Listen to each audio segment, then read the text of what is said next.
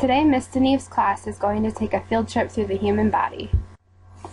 The first organ that we'll visit today is the human brain. The human brain is the center of our nervous system. It is located within our skull. The brain monitors and regulates the body's actions. It is constantly receiving information from the rest of the body. Our body sends messages to the brain via nerves and causes the brain to react. The stem of the brain controls breathing and heart rate. There are many different parts of the brain. The neocortex is in charge of thinking, learning, and memory. The cerebellum is responsible for balance, posture, and body movement. The second organ we'll stop at is called the human heart. The human heart is one of the most vital organs. It is in charge of circulating blood through our bodies. The heart is separated into 4 different chambers. The 2 upper chambers are called the left and right atria, and the 2 lower chambers are called the left and right ventricles. Blood flows through the heart in one direction from the atria to the ventricles and out of the aorta, leading to the rest of the body.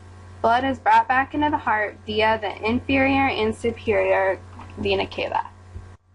The third organ we'll visit is the lungs. Our lungs are in charge of allowing us to breathe properly.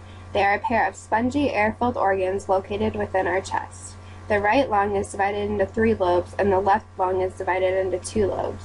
The trachea, also known as our windpipe, conducts inhaled air into our lungs through tubes called bronchi. The lungs take in carbon dioxide and turn it into oxygen that we can use to breathe. The fourth set of organs are known as the kidneys. The kidneys are 2 small organs located in our lower back.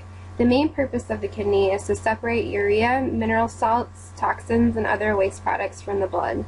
They also conserve water and salts. In order to stay alive, at least one kidney has to function properly. The next organ is known as the stomach.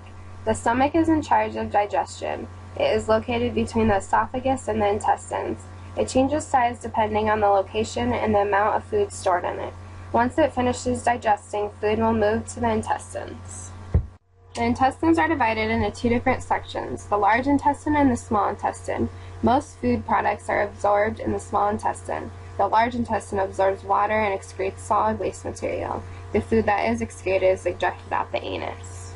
The liver is divided into 4 different lobes. It lies on the right side of the abdominal cavity. One function of the organ is to produce substances that break down fats.